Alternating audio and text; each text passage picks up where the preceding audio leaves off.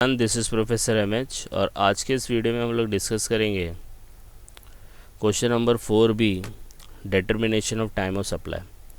Question कुछ इस तरीके से दिया है कि टाइम ऑफ सप्लाई निकालना है और क्वेश्चन है इस तरीके का। तो आपको सबसे पहले ये समझना होगा कि टाइम ऑफ सप्लाई पूरा डिटेल में इसका लिंक दे दिया है मैंने थ्योरी में, लेकिन यह पेपर सोल्यूशन है तो इसमें हम लोग थोड़ा सा क्विकली जाएंगे। तो सबसे पहला ये देखना है कि टाइम ऑफ सप्लाई जो होता है वो दो पार्ट में डिवाइड होता है।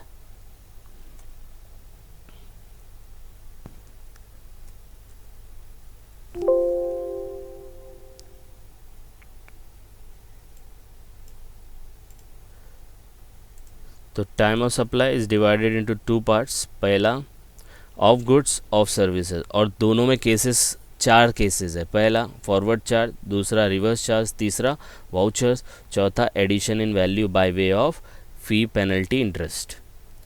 अब अपने को ये देखना है सबसे पहला जब टाइम ऑफ सप्लाई का क्वेश्चन आएगा तो भाई वो गुड्स का है या सर्विस का है, पहले ये फाइंड आउट करो।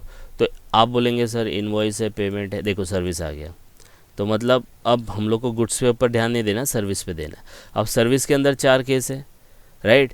तो क्या याद रखने का, ये सब का क्वेश्चन नहीं आता, ये ऑब्जेक्टिव में आएगा, एक एक लाइन का है। एक्सप्लेनेशन का अलग से वीडियो है, आप वहाँ जाके देख सकते हैं। फॉरवर्ड चार्ज और रिवर्स चार्ज, रिवर्स चार्ज रहेगा तो लोग आरसीएम करके वर्ड बोलेंगे, ठीक है। फॉरवर्ड चार्ज, तो ये केस जो बन गया फॉरवर्ड चार्ज का हो गया। अब फॉरवर्ड चार्ज का क्वेश्चन कैसे सॉल्व करते हैं supply of service time of supply में, तो यहाँ पे देखो स्क्रीन के ऊपर सबसे पहला क्या करने का, आपको लिख लेना है determination of time of supply और पूरे क्वेश्चन को कॉपी कर लेना है। देखो क्वेश्चन कॉपी कर लिया कि नहीं कर लिया, देखो पूरा डिट्टो। फिर एक कॉलम बनाने का। अब ये क्या है आपको पता होना चाहिए, फॉरवर्ड चार्ज का रूलिंग क्या है, प्रोविज़न क्या है। तो फॉरवर्ड चार्ज का रूलिंग ये है कि आप जब सर्विस देते हो ना तो आपको इनवॉइस इश्यू करना होता है।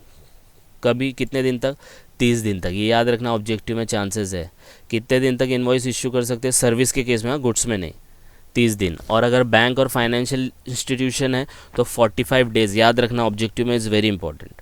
अगर इनवॉइस आपने सर्विस से 30 दिन के अंदर दे दिया तो आपका टाइम ऑफ सप्लाई जो होगा वो इनवॉइस का डेट और पेमेंट का डेट दोनों में से अर्लियर होगा। इनवॉइस और पेमेंट कि इनवॉइस अगर 30 दिन के अंदर है तो इनवॉइस और पेमेंट, और इनवॉइस अगर 30 दिन के अंदर नहीं है तो सर्विस और पेमेंट। एकदम सिंपल, आई बात समझ में। इनवॉइस अगर 30 दिन में दे दिया, बोलेंगे सर 30 दिन किसके हैं, तो सर्विस की डेट से 30 दिन में दे दिया तो इनवॉइस और पेमेंट लेने का, दोनों डेट में से जो पहला डेट रहेगा वो आंसर आएगा। अगर इनवॉइस नहीं इश्यू किया 30 दिन के अंदर तो सर्विस का डेट लेने का और पेमेंट का डेट लेना। देखो पेमेंट दोनों में कॉमन है, लेकिन इनवॉइस टाइम पे इश्यू हुआ तो इनवॉइस और पेमेंट, इनवॉइस टाइम पे इश्यू नहीं हुआ तो सर्विस और पेमेंट। आ रही है बात समझ में, यस और नो। बस अब देखने का, तो सर्विस, सप्लाई ऑफ सर्विस कितना दिया है, ये सब दिया है कि नहीं दिया है। अब इसका क्या करना पड़ेगा, 30 दिन कैलकुलेट करना पड़ेगा। तो मैं यहाँ पे कॉलम बना देता हूँ 30 days from the date of supply of service. आई बात समझ में, यस और नो। तो 30 आया तो 15 जून से आपको 30 डेज काउंट करना है।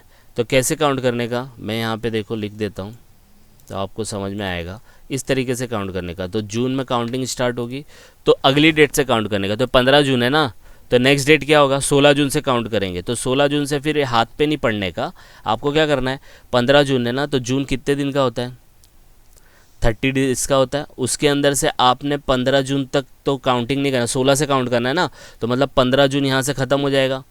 तो 15 डेज़ आप किधर पे, जून में यूज़ किया, और अगला 15 दिन किधर आएगा,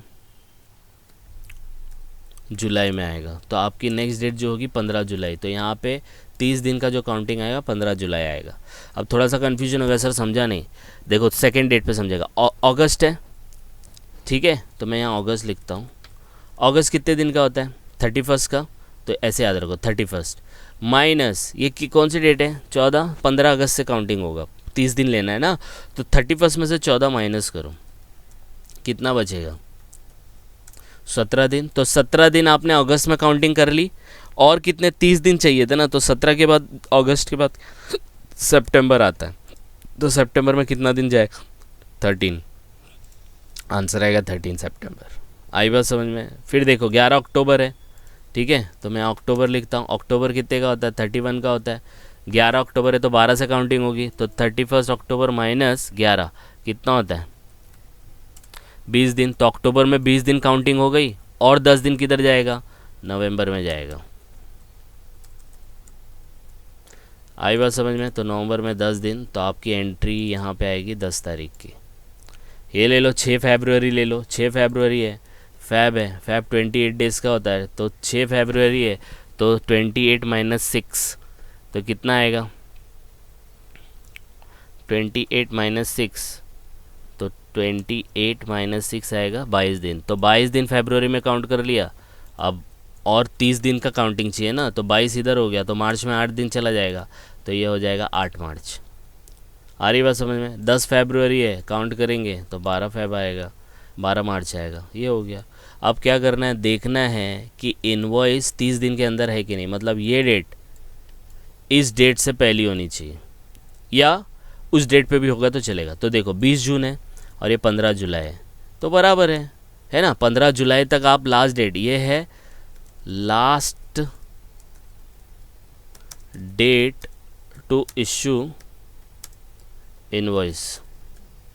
आई बात समझ में, last date to issue invoice. तो इनवॉइस कब इशू हुआ, 12 जून को हुआ, इशू कब तक करना था, जुलाई तक। तो नेक्स्ट कॉलम आपको लिखना है टाइम ऑफ सप्लाई। अगर ये विद इन टाइम है तो आपको क्या लेना पड़ेगा, इनवॉइस और पेमेंट। तो इन दोनों में से काउंटिंग करो, दोनों में से पहला कौन सा है, 20 जून और 29 जून, आंसर आएगा 20 जून। आई बात समझ में, यस और नो।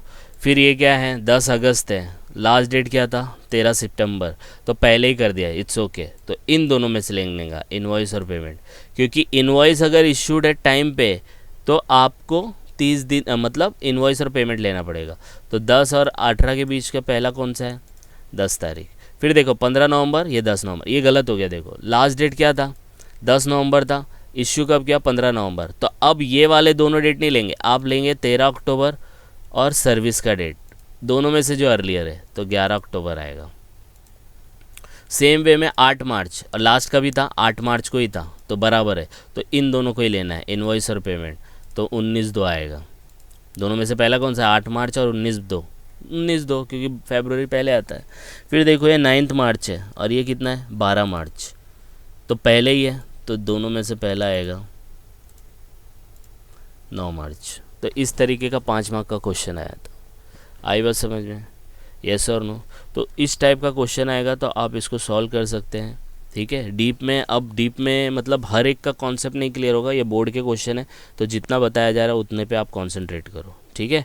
अब क्या होगा, आप इसको गो थ्रू करो, फिर दूसरा एक टाइम ऑफ सप्लाई का क्वेश्चन है, उसका भी लिंक दे दिया, आप वहाँ पे जाके इसको देख सकते हैं। तो गो थ्रू इट, कुछ डाउट आएगा तो please comment and please like and subscribe for more videos. Thank you.